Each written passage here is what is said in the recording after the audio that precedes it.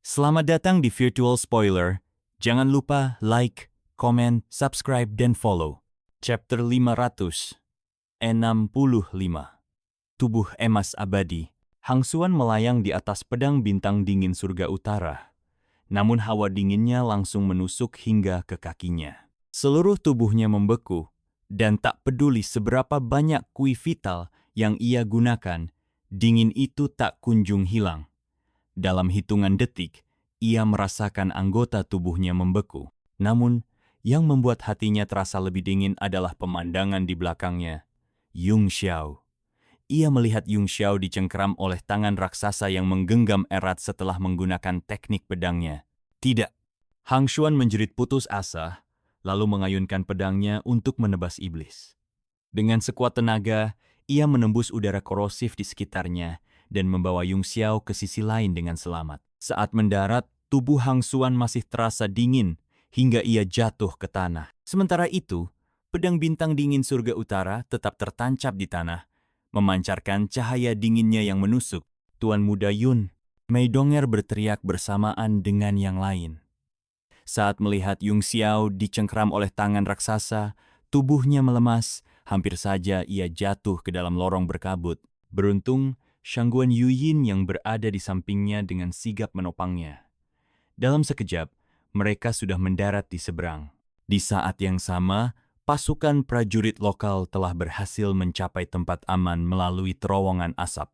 Para pembudidaya keliling yang berhasil melewatinya menarik napas lega.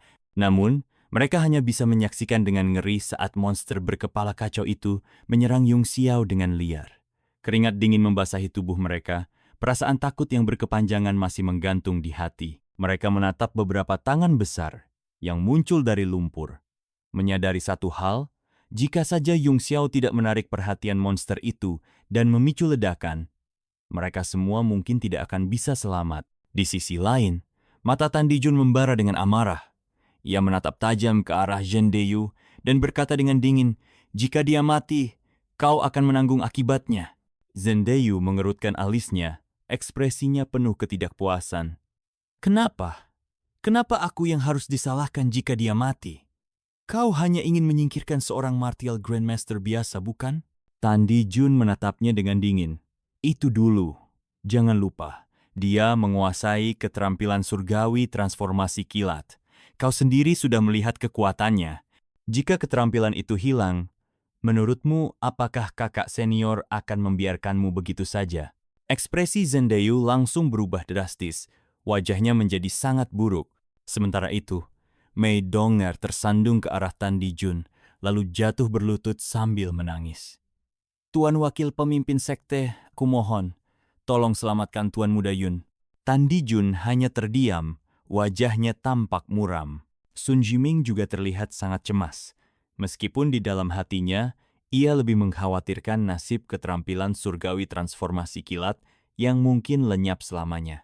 Ia akhirnya bersuara, "Pemimpin Sekte Tan, kau juga sempat ditangkap oleh tangan itu. Menurutmu, adakah cara untuk lolos?" Tan Dijun menatap tangan besar yang mencengkeram Yung Xiao. Ekspresinya semakin kelam. Sangat sulit. Tangan itu mengandung kekuatan bumi, mampu menekan ruang dan membuatmu tidak bisa bergerak. Kekuatan korosifnya juga sangat kuat, bahkan lebih ganas dibanding kabut yang kuciptakan. Jika seorang martial grandmaster biasa tertangkap, sudah pasti dia akan mati. Tapi, aku tidak tahu tentang dia. Kuharap dia bisa bertahan. Mei Donger semakin terisak, berdoa dengan penuh harapan. Hang Xuan, yang masih berada di sisi lain, juga tampak pucat. Meskipun tubuhnya telah membeku dan udara dingin meresap ke dalam tulangnya, hawa dingin yang lebih dalam berasal dari hatinya. Dingin yang jauh lebih menusuk dibandingkan dinginnya tubuhnya sendiri. Di sisi Wulin, beberapa orang menyaksikan kejadian itu dengan perasaan campur aduk. Mereka berharap Yung Xiao akan mati di sini, namun harapan itu dengan cepat sirna. Tiba-tiba, dari punggung tangan raksasa yang mencengkeram Yung Xiao, muncul seberkas cahaya putih yang murni, seputih salju, seolah tak terkotori oleh dunia fana. Lalu, 1, 2, 3 garis kabut lain pun mulai bermunculan. Cahaya tubuh surgawi Yung Xiao menyapu udara kotor di sekitarnya. Tiba-tiba, raungan binatang iblis menggema dari dalam telapak tangannya, tetapi suara itu bukan milik monster lumpur. Sosok berwarna perunggu tiba-tiba membesar, mendorong telapak tangan binatang iblis itu hingga terbuka. Itu adalah Little Gourd. Dengan raungan menggelegar, tubuhnya terus membesar sebelum akhirnya melayangkan pukulan keras ke arah telapak tangan lawan. Bang! Dalam sekejap, telapak tangan raksasa milik binatang iblis berlumpur itu hancur berkeping-keping. Potongan besar lumpur berhamburan ke segala arah, jatuh kembali ke rawa. Saat Little Gourd membungkuk, Yung Xiao berdiri tegak di punggungnya. Tubuhnya memancarkan cahaya keemasan yang redup, berkilauan samar di udara. Tatapannya penuh kejutan dan kekaguman. Fiuh, seperti yang kuduga, anak ini masih hidup. Tan Dijun menghela napas lega, tetapi sorot matanya masih dipenuhi ketakutan. Pada saat itu, cahaya keemasan yang menyelimuti tubuh Yung Xiao membuat bulu kuduknya berdiri. Teknik kultivasi macam apa yang bisa menghasilkan aura sekuat ini? Bocah ini punya terlalu banyak kartu truf. Ia bergumam pelan. Matanya berkedut saat melihat Little Gourd menghancurkan tangan-tangan raksasa satu persatu dengan pukulannya. Boneka ini pernah muncul sekali dalam pelelangan. Bahkan sempat memaksa Gaolin mundur hanya dengan satu pukulan. Saat itu, semua orang mengira itu hanyalah boneka senjata tingkat tinggi, tak lebih dari alat perang yang tak takut mati. Namun sekarang, pemandangan di depannya benar-benar mengejutkan. Apakah ini benar-benar boneka? Gerakannya begitu cerdas, seolah memiliki kesadaran sendiri. Ia menyerang tanpa ada yang mengendalikannya, dan terus melancarkan pukulan tanpa henti. Bukankah ini teknik Vajra? Dan jika memang boneka, apakah ada boneka yang mampu menahan pukulan keras dari binatang iblis tingkat 8? Bukan hanya Tan Dijun yang terkejut, semua orang tercengang. Bahkan Mei Donger, yang sebelumnya menangis seperti bunga pir yang bermandikan hujan, kini lupa menyeka air matanya. Ia hanya bisa menatap kejadian itu dengan tatapan kosong. Little Gourd yang bertubuh besar berdiri gagah di udara, tepat di atas rawa. Setiap kali tangan raksasa terbentuk dan menyerang, ia langsung melesat dan menghancurkannya dengan pukulan dahsyat. Binatang iblis berlumpur, yang sebelumnya membuat semua orang ketakutan, kini tampak seperti anak kecil yang dihajar tanpa ampun. Lama-kelamaan, jumlah tangan yang terbentuk pun semakin berkurang. Tiba-tiba, arus lumpur meledak dari dalam rawa, melesat lurus ke arah Yung Xiao. Sepertinya, binatang iblis itu memiliki kecerdasan. Ia tahu siapa yang sebenarnya menjadi ancaman terbesar. Yung Xiao mengernyit sesaat sebelum melangkah maju, menghentikan Little Gourd yang hendak menyerang. Aku akan mencobanya sendiri. Ia mengangkat tangan kanannya. Cahaya keemasan berkilauan di kepalan tinjunya, dan kekuatan aneh tampak berputar di dalamnya. Tanpa ragu, ia melayangkan pukulan langsung ke arah lumpur yang melesat ke arahnya. Bang! Ledakan bergema seperti palu besi yang menghantam tahu. Lumpur itu meledak, terpecah menjadi serpihan-serpihan yang tak terhitung jumlahnya, dan berhamburan ke segala arah. Serangan ini membuat hati semua orang bergetar ketakutan. Serangan lumpur itu, selain memiliki sifat korosif yang mengerikan, berasal dari binatang iblis tingkat 8. Namun, Yung Xiao menghancurkannya hanya dengan satu pukulan. Bahkan Yung Xiao sendiri terkejut dengan kekuatan serangannya. Dia berdiri di langit, linglung, menatap cahaya keemasan yang menyelimuti tubuhnya. Dengan penuh kebingungan, dia bergumam, apakah ini tubuh emas yang tidak bisa binasa? Tapi kenapa rasanya ada yang kurang? Kau masih jauh dari Au Changkong, suara iblis naga menggema dalam benaknya. Mungkin karena dasar kultivasimu belum cukup kuat? Yung Xiao menggeleng. Kultivasi dan kekuatan fisik adalah dua hal yang berbeda. Kekuatan tubuh emas yang tidak dapat binasa ini paling banyak sebanding dengan kekuatan ahli bela diri 3 kekuatan. Ini sama sekali berbeda dari kekuatan destruktif Ao Changkong. Teknik temper tubuh tiran yang kutahu sudah mencapai batasnya, jadi pasti ada lapisan yang belum kupahami. Lapisan bawah dari teknik kultivasi? Lalu, apa yang akan kau lakukan? Tanya iblis naga.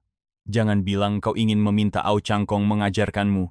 9 dari 10 kemungkinan dia akan langsung membunuhmu.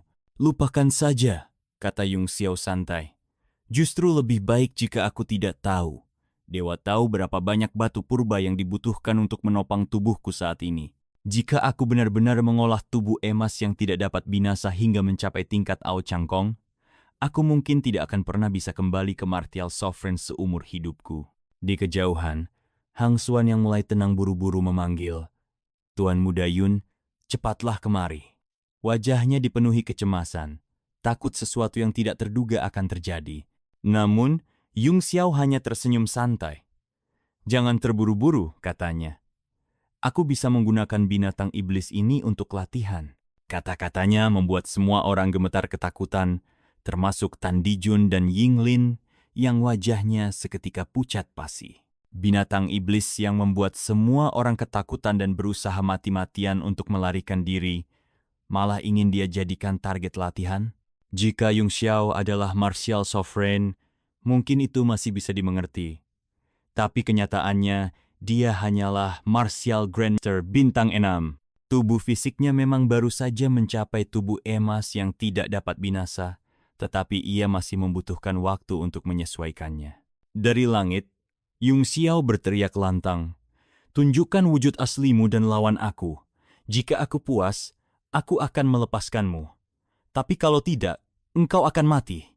Begitu kata-katanya menggema, semua orang langsung terpaku. Kepala mereka seolah dipenuhi tanda seru, otak mereka berhenti bekerja, tak mampu memahami apa yang baru saja mereka dengar. Dengan ujung jarinya, Yung Xiao memanggil irama bumi, kekuatan bumi yang berdenyut, lalu menekannya dari udara. Seketika, seluruh lumpur mulai mendidih, bergolak liar seolah-olah gunung berapi akan meletus. Apa yang terjadi? Semua orang sontak pucat ketakutan. Kekuatan iblis yang ganas di dalam lumpur melonjak begitu dahsyat, hingga bahkan mereka yang berdiri di daratan bisa merasakannya. Aura menakutkan itu membuat tubuh mereka gemetar. Gerah. Tiba-tiba, sesosok raksasa menerjang keluar dari rawa.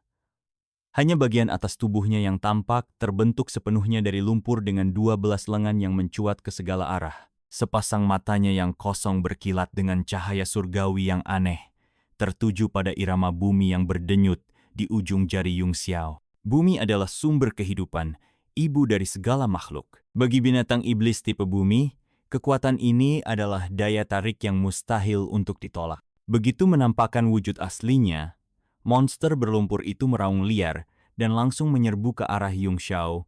Kedua belas tangannya terulur, hendak menangkapnya.